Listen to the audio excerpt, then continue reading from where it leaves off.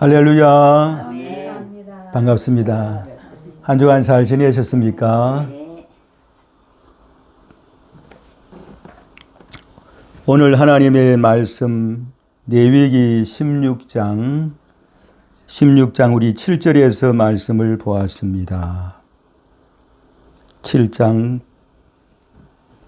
8절 말씀을 보시면은 두 염소를 위하여 제비 뽑되 한 제비는 여호와를 위하고 한 제비는 아사셀을 위하여 할지며.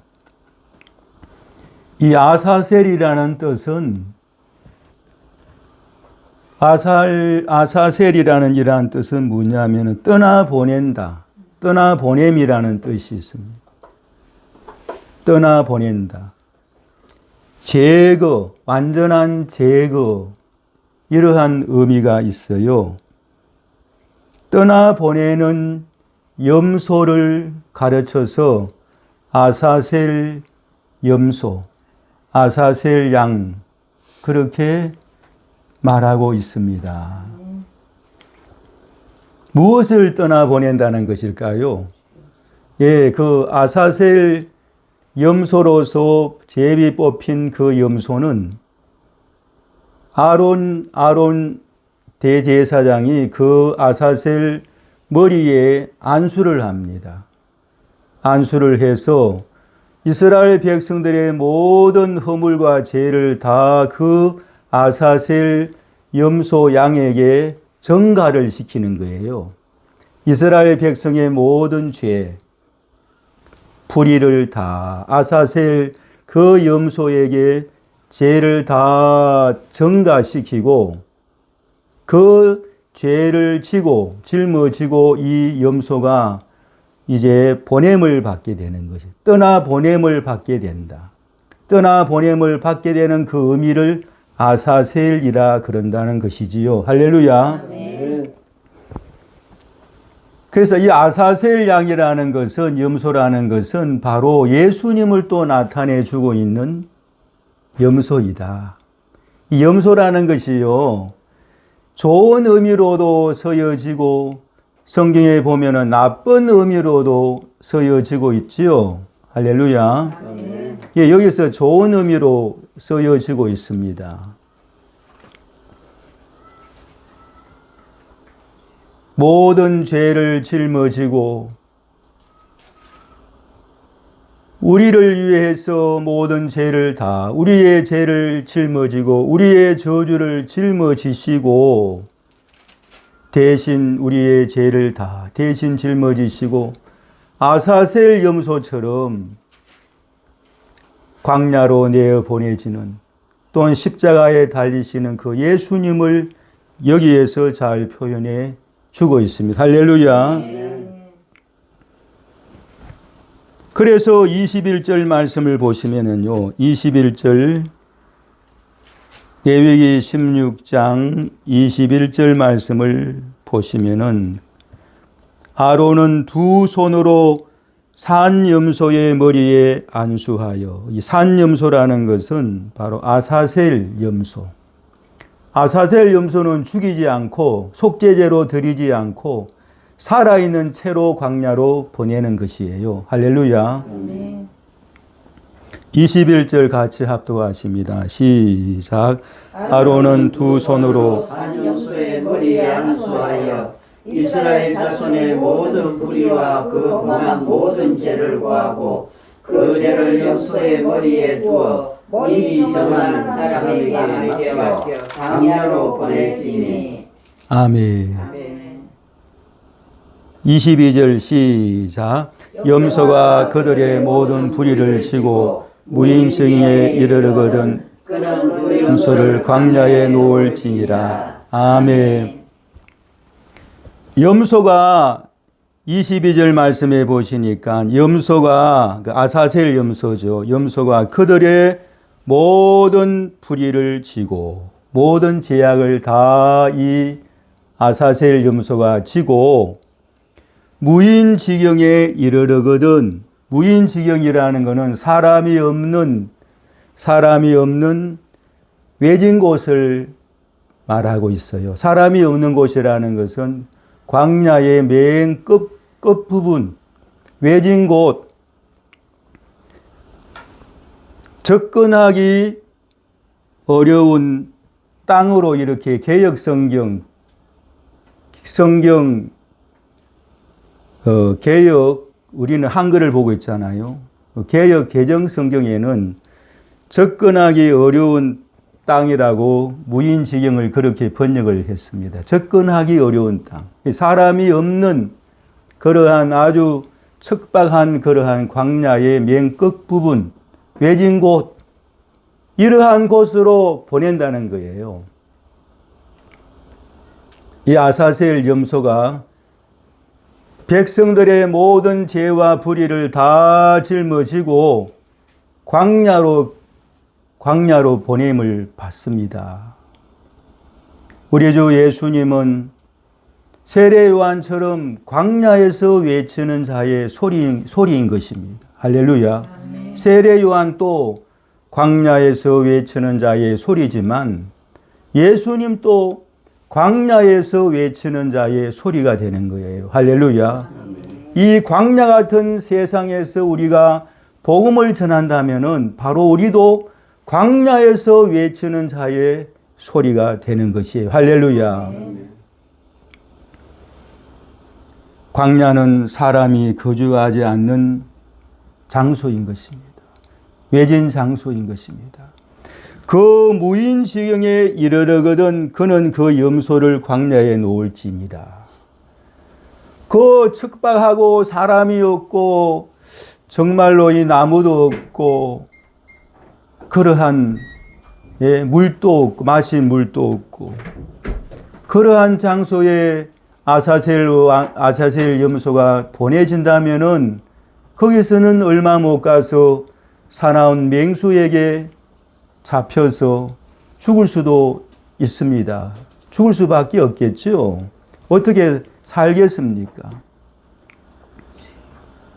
그러나 그 염소 때문에, 아사셀 염소 때문에 모든 이스라엘 백성들은 그 죄가 다 아사셀 염소에게 전가되어서 죄악이 다 제거되어지는 그러한 자유와 회복과 부활을 얻게 되는 것입니다. 할렐루야.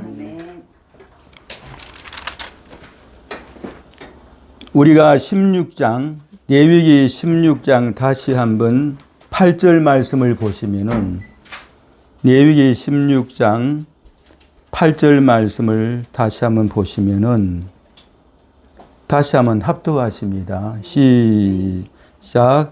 두 염소를 위하여 제비법에 한 제비는 여호와를 위하고 한 제비는 아사셀을 위하여 하심이며. 아론은 9절 시작. 아론은 여호와를 위하여 제비 뽑은 염소를 속죄제로 드리고. 10절 시작. 아사셀을 위하여 제비 뽑은 염소는 산대로 여호와 앞에 두었다가 그것으로 속죄하고 아사셀을 위하여 광야로 보낼지니라. 아멘. 한 마리의 염소는 속죄제로 하나님 앞에 여호와를 위하여 드리면서 속죄제를 드리지요. 죄악을 사함받기 위해서. 그러나 한 마리의 염소는 산대로 두었다가, 살아있는 대로 두었다가 광야로 보내지게 된다는 말씀이 되겠지요. 모든 죄악과 불의, 백성들의 불의와 죄악을 다 아사셀 염소가 지고 광야로 무인지경에 보내지게 되는 것입니다. 할렐루야. 아멘. 그래서 아사셀 이 염소는 바로 세상의 모든 죄악을 짊어지고 가는 하나님의 어린 양 되시는 예수님을 나타내 주고 있습니다. 할렐루야. 네. 아사셀 염소는 바로 세상의 모든 죄를 다 짊어지고 백성들의 모든 죄를 다 짊어지고 한 마리의 어린 양으로서 십자가를 향하여서 뚜벅뚜벅 걸어가시는, 광야를 향하여 걸어가시는 그 예수님을 잘 표현해 주고 있다는 것이지요. 그래서 여기에서 보면은 제비를 뽑는다. 제비 뽑힌 아사셀 염소라는 것이지요. 그러면 예수님에 관해서 말씀을 하셨는데, 예수님을 나타낸다고 하셨는데, 그러면 예수님도 제비를 뽑힌 분이신가요? 그렇게 반문할 수 있어요. 예, 그렇습니다. 예수님도 요한복음 19장의 말씀을 보시니까, 요한복음 19장에 보니까 예수님의 그 겉옷을, 십자가상에서 예수님의 그 겉옷은 군병들이 내깃으로 갈기갈기 찢어서 내깃을 만들고, 그 다음에 예수님의 그 속옷은 제비를 뽑았어요. 예수님의 그 속옷은 통으로 짠 것인데 꿰매지 아니하고 통으로 만든 옷이란 말이에요. 그 옷은 바로 제비를 뽑자 그래가지고 찢지 않고 제비를 뽑았거든요. 그래서 예수님의 그러한 옷이라는 것은 예수님 자신을 나타내고 있어요. 그럼 예수님도 바로 제비 뽑힌 분이시라는 거예요. 할렐루야. 십자가의 그 죽으심을 위해서 미리 제비 뽑힌 예수님이라는 거예요. 할렐루야. 그래서 아사셀의 그 염소와도 같은 의미를 전달해 주고 있다는 거예요. 오늘 레위기 이 16장의 이 말씀은요, 우리가 대충 한번 살펴보면은 대략적으로 한 3,500년 전이라 할까요? 대략적으로 지금부터 한 3,500년 전 정도 되는 그 때에 이러한 말씀인데, 오늘날 우리가 살펴볼 때에 예수님의 그 십자가 사건은 서기 30년, 대략적으로 서기 한 30년 정도로 우리가 십자가 사건을 본다면은 서로가 시간적인 차이가 엄청나지요. 시간적인 차이가 엄청나는데, 이 구약의 레위기 16장 속에서 바로 예수님의 십자가를 지고 가는, 주님께서 십자가를 지고 가시는, 세상의 모든 죄를 다 짊어지시고 가시는 바로 주님을 여기에서 잘 나타내 주고 있다는 것이지요. 할렐루야. 우리가 지난번에 에스더서를 볼 적에도 거기에 보면은 12월 13일 날 그 날짜를 얻었잖아요. 제비 뽑힌 날이 바로 1월 달에 제비를 뽑아가지고 12월 달을 얻었다는 거예요. 제비 뽑는 거 다 아시지요? 그럼 제비를 어떻게 그들이 하만 앞에서 제비를 뽑았을까요? 12월 달을 어떻게 얻었을까요? 그것은 12개의 달이 있습니다. 12개의 달, 1월달, 2월달, 3, 4, 5, 6, 7, 8, 9, 10, 11, 12.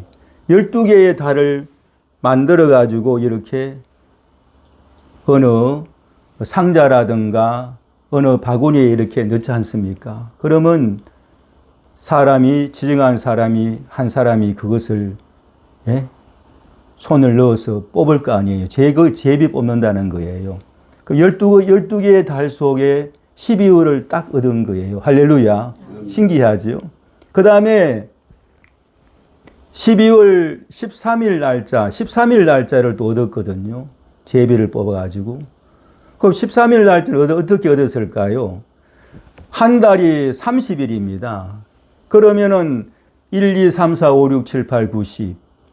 30개를 날짜를 만들어서 상자나 바구니 속에 그 날짜를 넣고 한 사람이 뽑는 거예요. 뽑았을 때에 바로 그것이 13일 날짜를 뽑은 거예요. 할렐루야. 자기의 어떤 의지로 내가 이것을 뽑아야겠다, 13일을 뽑아야겠다, 12월 달을 뽑아야겠다 해서 자기의 의지가 들어가지 않고 전적으로 이건 뭘까요? 하나님이 역사하셔서 뽑으신 것이지요. 할렐루야. 그래서 13일 날짜를 성경의 에스더서에 보면은 12월 13일 날짜를 얻었는데 그 13일의 그 열 숫자는 10이라는 숫자는 만수이기 때문에 만수는 이렇게 제쳐놔도 돼요. 3이라는 숫자를 보시면은 바로 이 3이라는 것은 바로 예수님의 십자가와 부활을 그 속에 담고 있는 수다. 할렐루야. 제비를 뽑았는데 어떻게 13일 날짜를 뽑았다는 거예요.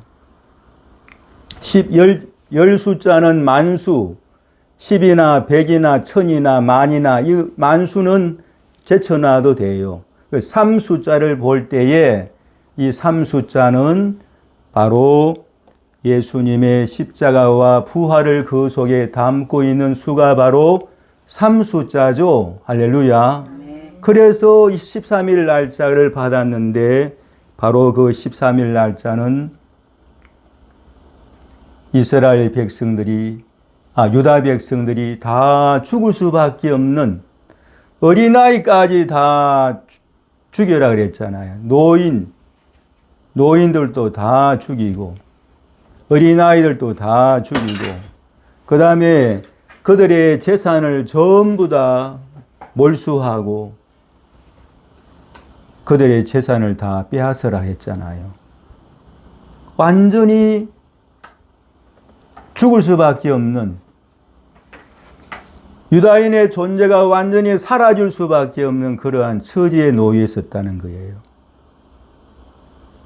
왕의 법령에 의해서 그렇게 되었는데 왕의 법령을 철폐할 수가 없기 때문에 아수에로 왕이 두 번째 법령을 내리지요. 그것은 오히려 유다인들을 돕고 유다인들을 죽이는 법령이 아니라 살리는 법령이 되었다. 할렐루야. 네, 살리는 법령이 되었다.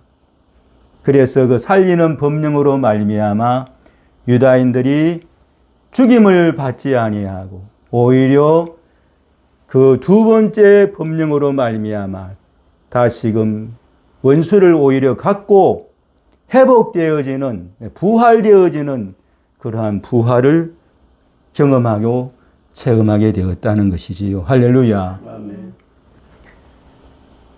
그래서 이 삶 속에 바로 심판이 그 속에 담겨 있었고 이 3이라는 숫자 속에 회복과 부활이 그 속에 담겨 있었다는 거예요. 제비를 뽑아서 얻은 그 13일 날짜가.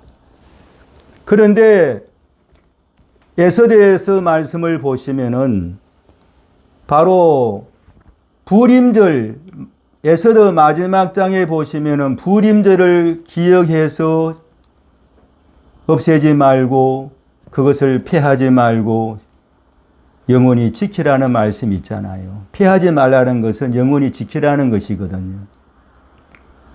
그 날짜가 바로 14일과 15일 두 날짜를 부림절이라 그런다 그랬죠. 할렐루야.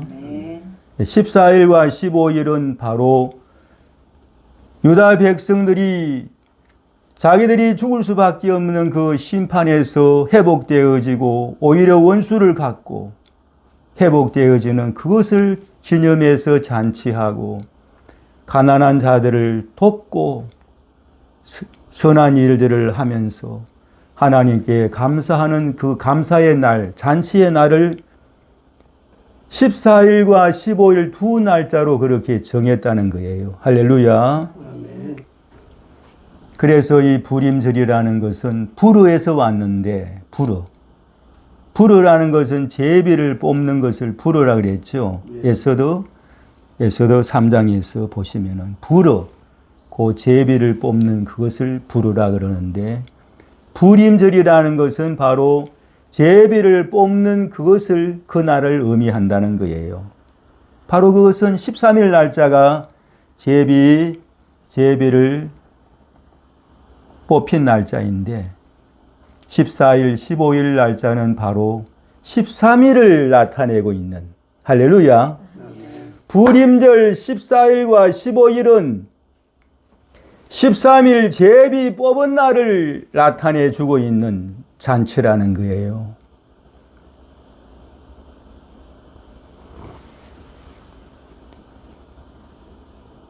그래서 우리가 이 아사셀 염소를 제비 뽑힌 아사셀 염소를 우리가 보아서도 그렇고 예수님의 그 십자가상에서 속옷을 제비를 뽑아서 그와 같이 가져갔거든요.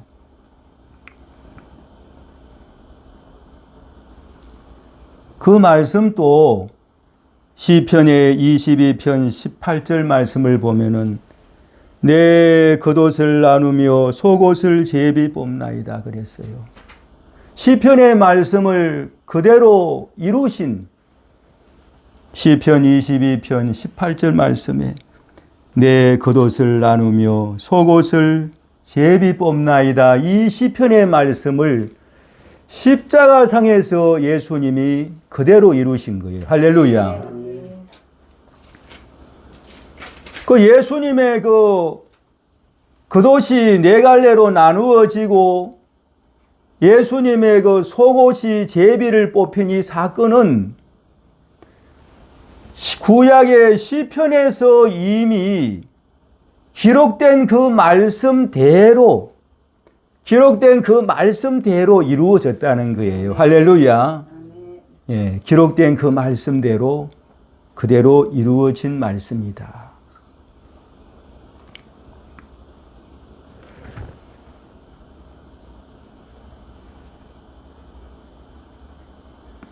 제비에 뽑힌 두 마리의 이 염소, 레위기 16장에 한 염소는 속죄제로 죽임을 당하고 한 염소는 산채로 광야로 보내지는 죽지 아니하고 산채로 보내지는 이 속에서 예수님의 십자가와 어떠한 부활을 그 속에 담고 있는 하나님의 말씀이 아닌가 그렇게 우리가 새겨보고 있습니다. 할렐루야. 레위기 14장의 말씀으로 한번 가보십니다. 레위기 14장의 말씀도 비슷하고 동일한 말씀이 있어요. 레위기 14장 4절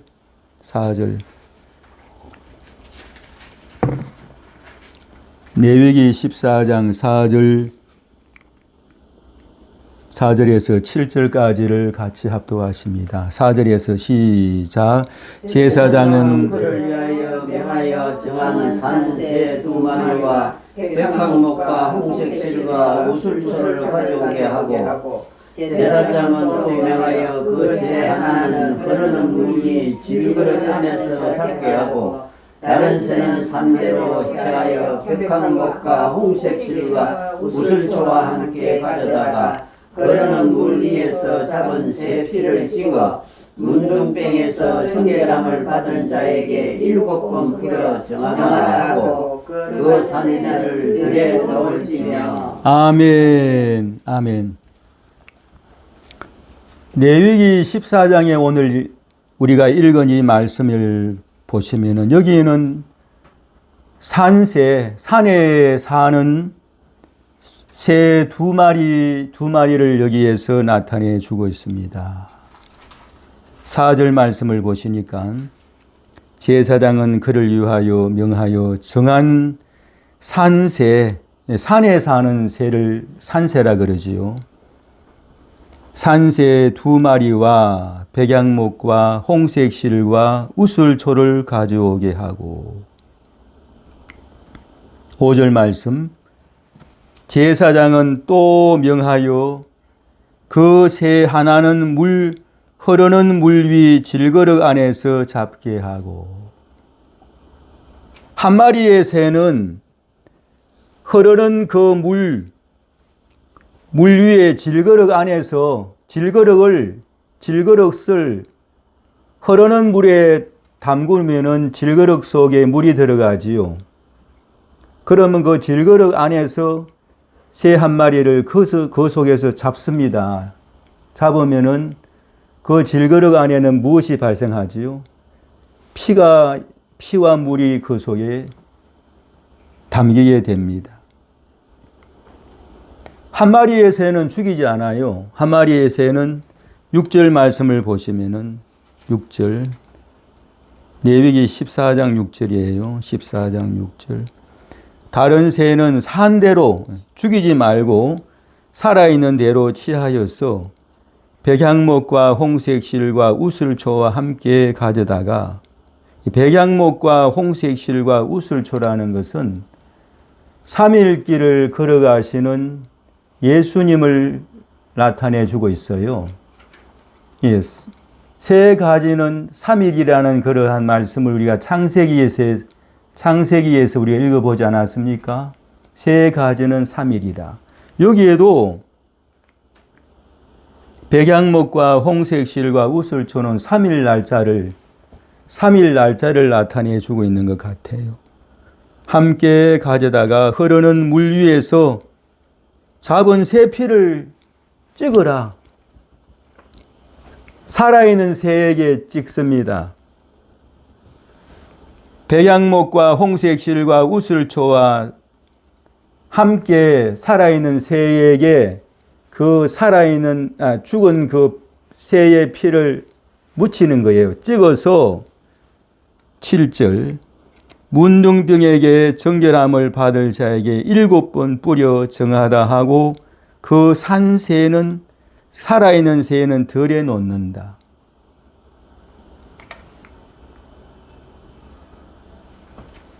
이 문둥병에게서 문둥병을 앓다가 고침을 받은 자들은 고침을 받으면은 바로 이렇게 진 밖에 격리되잖아요. 문둥병에 걸리면은 진 밖으로 격리가 되는데 격리해서 살아요.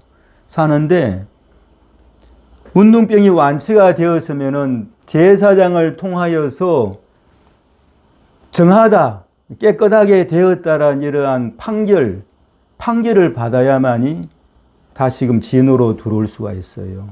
깨끗하다고 제사장이 언도를 해야 돼요. 판결을 내려야만 되거든요.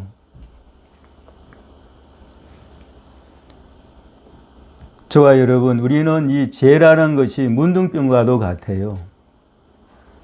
죄라는 것이 우리가 보이지 않잖아요. 죄를 지어도 눈에 보이지 않지 않습니까? 내 마음에 죄가 있어도 그게 보이지 않잖아요. 구약시대에 하나님은 그 문둥병을 통하여서 죄의 더러움과 흉함과 그 저주를 문둥병을 통하여서 보여주신 거예요. 할렐루야. 죄라는 것이 그렇게 더럽고 저주스럽고 그렇게 죽을 수밖에 없는 것이라는 것을, 냄새나는 그러한 병이라는 것을, 죄가 그렇다는 거예요. 문둥병을 통하여서 하나님은 죄의 실상, 죄를 보여주신 것이다. 죄를 보여주신 것이다. 그렇게 생각하시면 되겠습니다. 문둥병에서 고침받았으면 다시 바로 진에 들어오면 되잖아요. 그런데 그게 아니고 반드시 제사장을 통하여서 그 문둥병이 정결함을 받아야 돼요. 다시 그 부정스러웠던 그것이, 더러움이 제사장을 통하여서 깨끗함을 받아야 되는데 거기에 필요한 것이 바로 산에서 사는 산새 2마리와 백향목과 홍색실과 우슬초, 이것이 필요했다는 것이지요. 그래서 흐르는 물 위에서, 흐르는 물이에요. 흐르는 그 물 위에서 잡은, 그 질그릇 안에서 잡은 그 새의 피를 찍으라는 거예요. 어디에 찍죠? 살아있는 새에 찍고 백향목과 우슬초와 홍색 실에 그렇게 찍어서 그것을 바로 문둥병에게 정결함을 받을 자에게 7번 뿌리라는 거예요. 할렐루야. 7번, 1번, 2번, 3번, 4번, 5번, 6번, 7번 그렇게 문둥병 환자에게 뿌리면은 정결함을 받는다는 것이죠. 바로 이것은 우리의 죄악이 바로 그 피를 통하여서 물을 통하여서 깨끗하게 사함을 받는다는 것을 구약 차원에서 이 문둥병 환자와 문둥병 환자의 정결 의식을 통하여서 우리에게 보여주고 있는 말씀이라는 것이지요. 그런데 거기에 2마리의 새가 있는데 하나의 새는 그와 같이 죽임을 당하고 한 마리의 새는 바로 살아서 날려보내주는데 그 살아서 날아가는 그 새에게는 무엇이 묻어 있습니까? 피가 묻어 있는 것이지요. 물과 피가 그 속에 묻어 있는 것입니다. 할렐루야. 부활이라는 것은요, 바로 이 부활 속에는 예수님의 피가 그 속에 묻어 있는 거예요. 할렐루야. 이것을 꼭 명심하시기를 바랍니다. 그래서 예수님의 그 십자가는 바로 그 속에 보이지 않는 부활이 그 속에 있다 말씀드렸죠. 이것이 요나의 표적이다. 요나의 표적이라는 것은 바로 요나가 물속에서 3일 3야 있었던 것처럼 인자도 땅 속에 3일간 있겠다. 죽음이에요. 완전한 죽음. 땅 속에 3일간 있겠다는 건 무슨 말씀이지요? 완전한 죽음을 나타내는 거예요. 그것이 바로 요나의 표적이라는 거예요. 그러면 부활은 어디에 있습니까? 그 죽음 속에 부활이 감추어져 있다는 거예요. 할렐루야. 부활이 요나의 그 표적 속에 감추어져 있다는 거예요. 요나의 표적 밖에는 너희에게 보여줄 것이 없다 그랬잖아요. 십자가의 표적만 보여주겠다는 거예요. 사실은 그 세례 요한이요,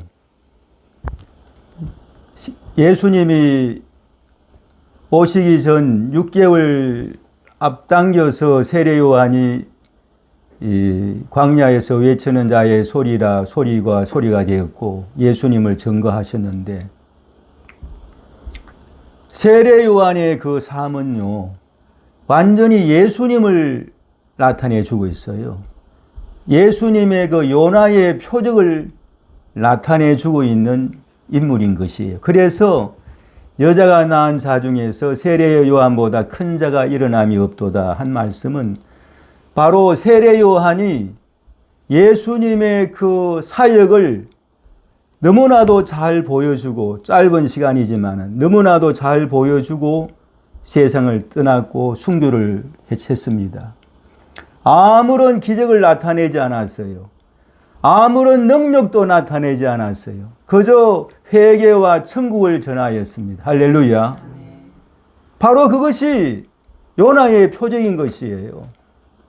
요나의 표적이라는 것은 바로 죽음이 바로 요나의 표적이라는 것을 보여주었다는 것이지요. 예수님의 그 사역은 바로 요나의 표적이다. 그러면 예수님은 수많은 능력과 기적을 행했는데 왜 그것을 말씀하지 않습니까?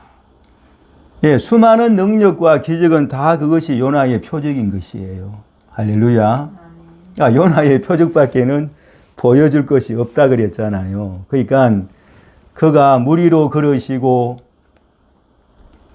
오병이어의 기적을 행하시고, 예, 보리떡 5개와 물고기 2마리를 통하여서 수많은 사람들을 먹이신 그 사건도 요나의 표적이라는 거예요. 마태복음 12장에 요나의 표적밖에는 보여줄 것이 없다 하시고 그 뒤로 가셔가지고 주님은 그러한 광야에서 수많은 사람들을 먹이셨잖아요. 마태복음 12장에 예수님께서는 요나의 표적밖에는 보여줄 것이 없다 하시고도 변화산에서 그 뒤에 가시면은 변화산에서 휘황찬란한 모습으로 변화되시고 엘리야와 모세와 함께 변화산에서 말씀하시고 그러한 능력을 나타내셨잖아요. 다 그것도 요나의 표적 속에 들어간다는 거예요. 할렐루야. 마태복음 12장에서 예수님께서 요나의 표적밖에는 보여줄 것이 없다 하시고도 예수님이 3일 만에 부활하셨잖아요. 할렐루야. 요나의 표적이라는 거예요. 부활도. 요나의 표적 그 십자가 속에 부활이 그 속에 있다는 거예요. 할렐루야. 믿습니까?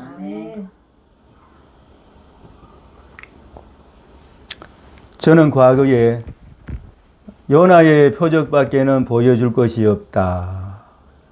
마태복음 12장에서 말씀하셨죠. 또 그 뒤에 또 한 번 더 말씀을 하시는데 저는 그것을 과거에는 예수님의 십자가와 부활을 나타내고 있구나. 또 많은 사람들이 또 그렇게 알고 있고. 맞습니다. 틀린 말씀이 아니죠. 맞는 말씀이죠. 그러나 더 정확하게 우리가 그 말씀을 쪼개어 분석한다면은 요나의 표적밖에는 보여줄 것이 없다라고 하시는 그 말씀은 십자가의 표적만 보여주겠다는 거예요. 그 속에 모든 것이 다 그 속에 있다는 것을 암시하고 있고 말씀하고 계신다. 할렐루야. 성경은 예수님의 십자가를 나타내 주고 있어요. 물론 부활도 있지만은 십자가 속에는 당연히 이것은 서로가 끊을 수 없는 하나의 연결고리로 되어 있어요. 우리가 다시 말씀을 드린다면은 그 나무의 사과나무에서 사과가 열렸습니다. 그것을 열매를 부활로 본다면은 그 사과나무와 사과 줄기와 사과의 뿌리는 다 십자가로 우리는 보게 되는 것입니다. 할렐루야. 사과나무와 사과 줄기와 뿌리와 가지가 없이는 어떻게 열매가 달리는 것입니까? 보이는 그 열매는 바로 나무와 함께 있고 그 사과나무는 바로 십자가를 나타낸다면은 그 열매는 부활을 나타낸다고 우리가 볼 수가 있겠죠. 할렐루야. 십자가와 부활은 서로가 일심동체라 그럴까요? 한 몸이요, 한 마음인 것입니다. 한 곳에 함께 있는 것입니다. 할렐루야. 한 장소에 함께 계신다. 십자가 속에 부활이 그 속에 함께 존재한다는 것이지요. 승리하시기를 바랍니다. 아멘. 기도하시겠습니다. 할렐루야. 거룩하신 아버지, 오늘 우리가 에스더 말씀을 다시 한 번 더 상고했습니다. 불임절 14일과 15일 두 불임절은 바로 제비 뽑은 날 13일 날짜를 나타내 주고 있다고 성경은 우리에게 암시하고 있습니다. 예수님께서 3일 만에 이 부활은 바로 예수님께서 십자가의 속에 있는 보이지 않는 그 부활을 나타내 주고 있다는 사실을 우리가 믿습니다.